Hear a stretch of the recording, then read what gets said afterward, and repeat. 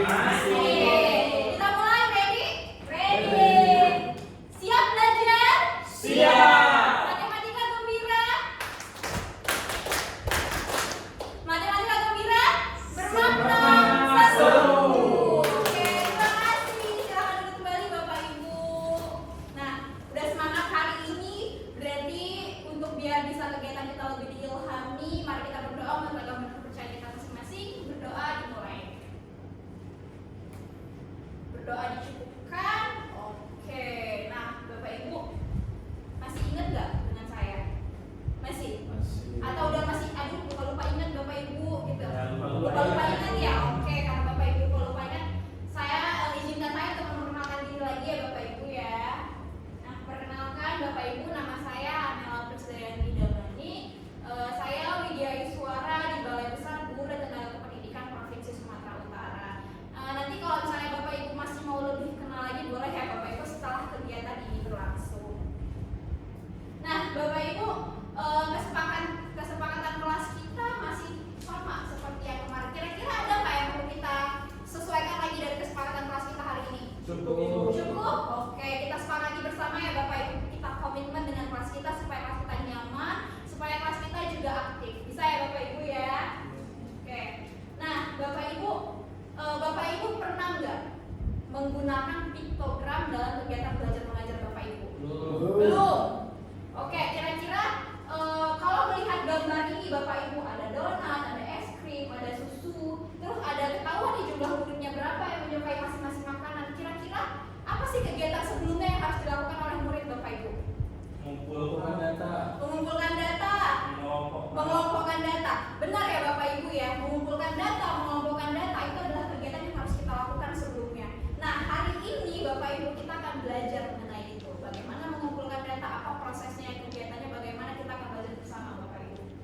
Nah, ini Bapak Ibu indikatornya ada dua, indikator kegiatan kita hari ini. Yang pertama yaitu peserta mampu untuk memahami proses analisis data, dan yang kedua peserta mampu menentukan konteks yang relevan kepada murid di fase A. Ini adalah gambaran singkat terkait alur kegiatan kita hari ini. Tadi kita sudah mulai dengan pendahuluan di kegiatan inti. Nanti kita akan membahas mengenai konsep analisis data. Kita akan membahas mengenai kriteria konteks data, dan nanti ada diskusi kelompok bagi Bapak Ibu. Oke, nah Bapak Ibu, sebelum kita masuk ke materi ini, kira-kira saya mau bertanya nih. Dari pertanyaan ini, mengapa Bapak Ibu memilih dan mengeksplorasi konteks itu penting untuk murid-murid dalam kehidupannya sehari-hari?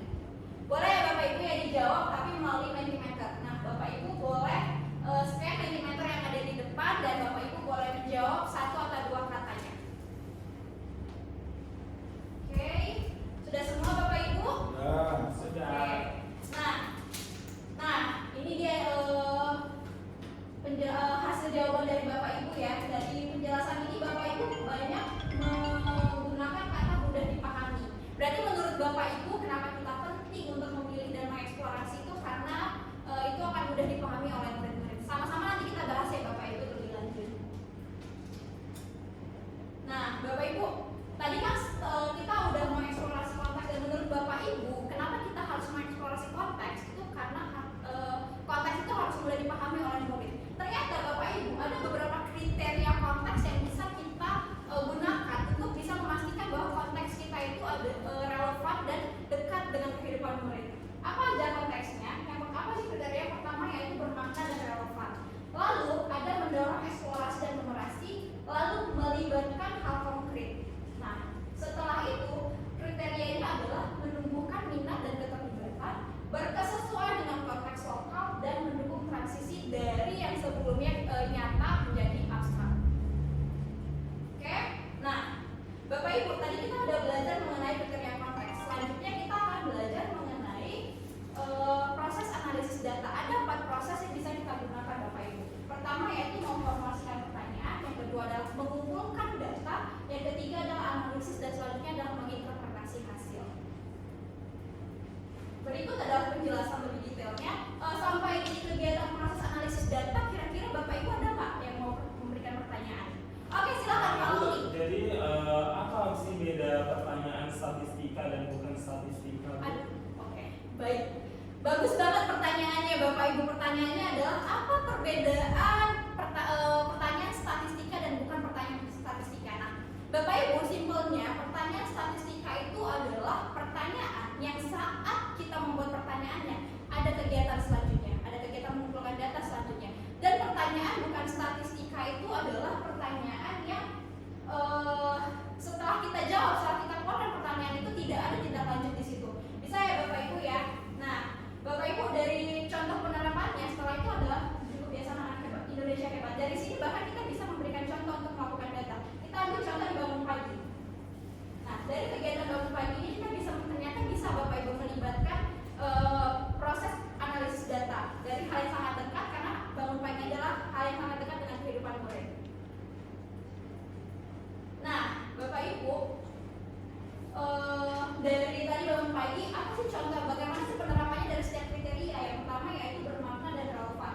Dari kriteria yang pertama ini bermakna dan relevan, ternyata kita bisa menimbulkan pertanyaan statistika. Apa pertanyaan statistikanya itu? Pukul berapa kamu bangun pagi? Nah, lalu di kegiatan mendorong eksplorasinya ada kegiatan di sana, ada eksplorasi, ada mendukung kegiatan kenumerasi karena akhirnya peserta didik mengumpulkan data, mereka memberikan pendapat apa sih, jam berapa sih mereka bangun. Lalu itu melibatkan hal konkret karena itu sangat dekat dengan kehidupan mereka, setiap hari mereka melakukan itu.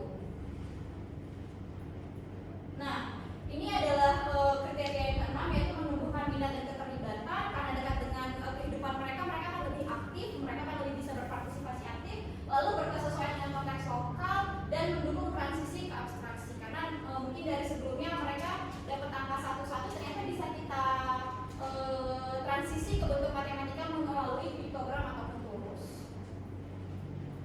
Nah, sekarang kita diskusi kelompok Bapak Ibu. Nah, untuk pembagian kelompoknya masih sama seperti di materi sebelumnya ya Bapak Ibu ya di hari kemarin. Untuk yang sebelah sini dia satu kelompok dan yang ini adalah satu kelompok. Apa sih tugas kelompoknya? Nah, tadi kan ada ya Bapak Ibu ya di bagian 7 kebiasaan anak Indonesia hebat. Nah, selain bangun pagi, Bapak Ibu boleh memberikan contoh analisis data dengan menggunakan 6 kriteria tadi dan diterapkan ke bagian apa aja yang mana Bapak Ibu pilih. Saya Bapak Ibu ya. Silakan berkelompok Bapak Ibu.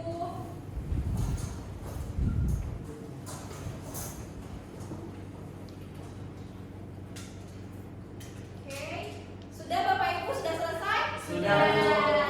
Boleh Bapak Ibu berbalik lagi bergabung sesuai dengan tempatnya tadi. Nah, Bapak Ibu tadi kan udah berbagi ya, udah berbagi kelompok. Kira-kira ada nggak Bapak Ibu yang mau berbagi hasil kelompoknya? Saya Bu. Oke, silakan Ibu Mustika. Tadi PPT-nya udah saya kirim ke Ibu. Oke.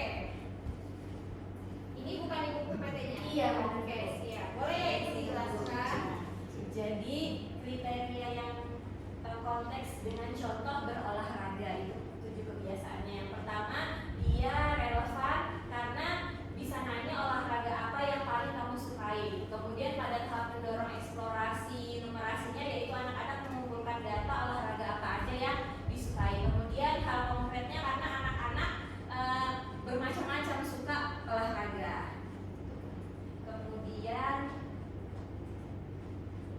yang keempat, menumbuhkan minat dan keterlibatan. Ini karena bisa membuat murid itu antusias dalam bertanya, mencatat dan berhitung serta berdiskusi karena temanya dekat dengan mereka. Kemudian sesuai dengan konteks lokal karena di sini anak-anak bisa tahu bahwa ada datanya itu banyak gitu. Kemudian mendukung transisi ke abstraksi, jadi mereka bisa dari survei itu diubah menjadi piktogram.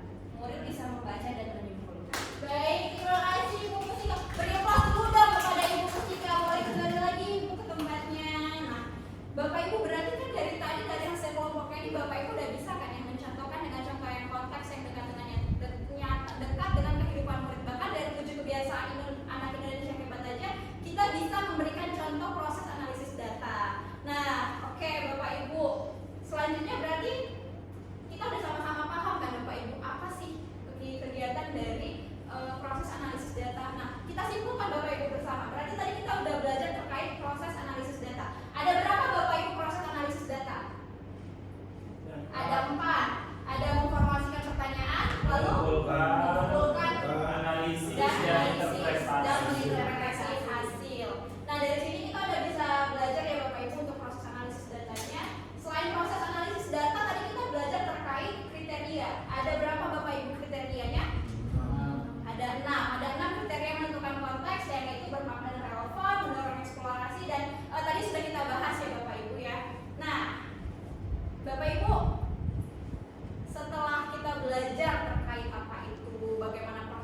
menganalisis data, apa saja konteks, bagaimana kriteria penentuan konteks yang relevan kepada murid. Kita udah sampai, tadi kita juga ada diskusi kelompok. Nah, Bapak Ibu, kira-kira bisa nggak Bapak Ibu memberikan refleksi kira-kira apa sih yang Bapak Ibu peroleh hari ini? Ada nggak yang mau berbagi? Apa yang diperoleh hari ini? Oke, silakan Pak Maman.